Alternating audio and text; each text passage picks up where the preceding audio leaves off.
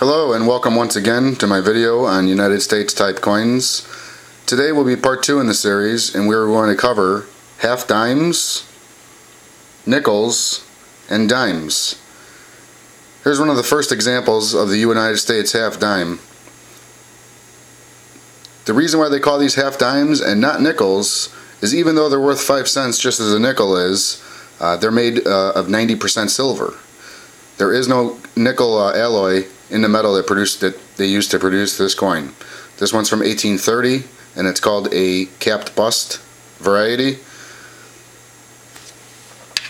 After that design, the seated liberty followed. Here's one of the first seated liberties. This one is called with stars. You could notice the stars around the perimeter of the coin. This is also half dime. You notice that it doesn't say 5 cents anymore or 5C. It just spells out the word half dime.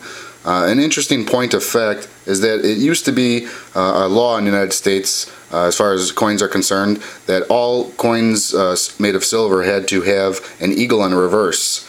That law was repealed for half dimes because of it's such a small coin. But you'll notice here that there are stars around the obverse here. See these two arrows right here? They put those on coins whenever there is a change in the weight of the coin.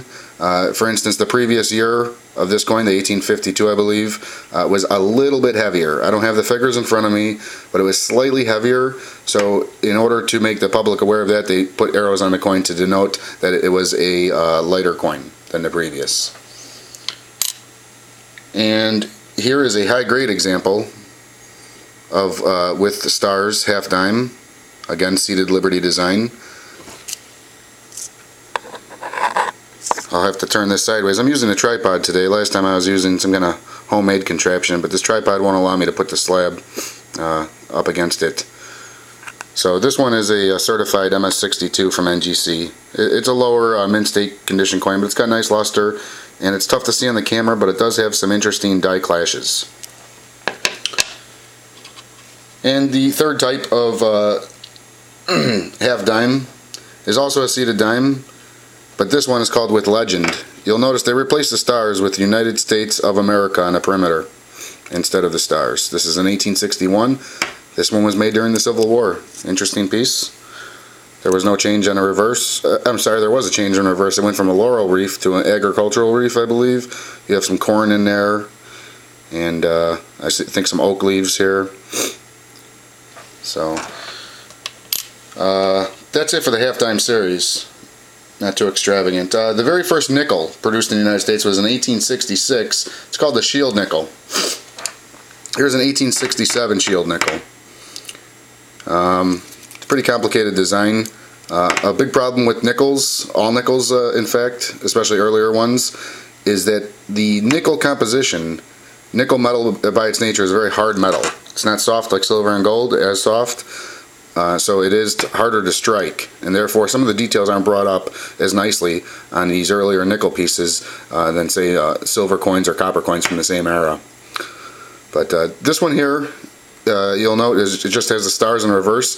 The previous year has little rays in between the stars. That was the only change in design for this particular type of coin.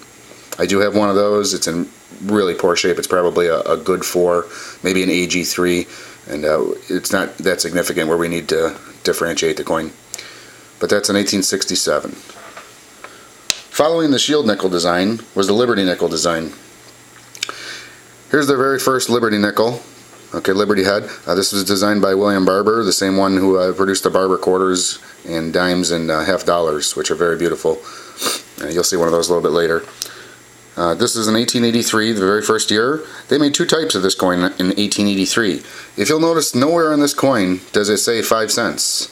All it has is the V on the back, the Roman numeral V, which indicates 5, but 5 what? So a few unscrupulous individuals, when they got a hold of these coins in 1883, decided to gold plate them and play upon the ignorance of some of the local merchants and pass it off as a $5 gold piece. Those are called racketeer nickels. I don't own any, but I've seen them. They don't really appeal to me because they are altered coins, and I don't really specialize in altered coins.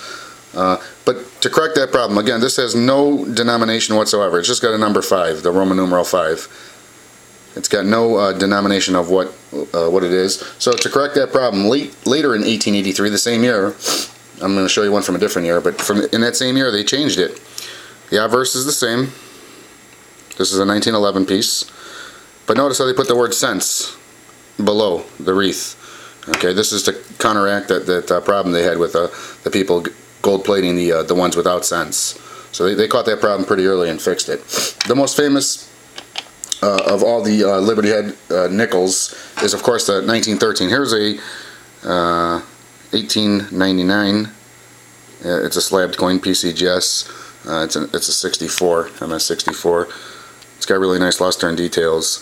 The 1913 is the most famous one of these, and one of the most famous coins in the world. There's only 5 known to exist, and they were produced at the mint in 1913, right at the same time that they changed over to the Buffalo nickel. And those coins routinely bring in low millions, $3 or $4 million. I think one just recently sold for $5 million, in fact. Here's the next design, and this is a Buffalo nickel. A lot of you are very familiar with this, even if you don't collect coins. This is a pretty popular coin, even among non-collectors. The United States government recently released a gold coin, which is very similar to this. It's called a gold buffalo. It's a 1-ounce gold coin, just to revive the design. This is a 1913 example of a buffalo nickel. You've heard of the 3-legged buffalo. You probably don't even need to collect coins to know what a 3-legged buffalo is. I don't have one of those, but on a 3-legged buffalo, this foreleg right here is missing, and it's missing because the mint workers, someone got a little overzealous with polishing the dies, and they actually polished off all the design of that leg. So it's a pretty neat coin. But that's a Buffalo nickel. After the Buffalo nickel is what you guys see today, and that's the Jefferson nickel.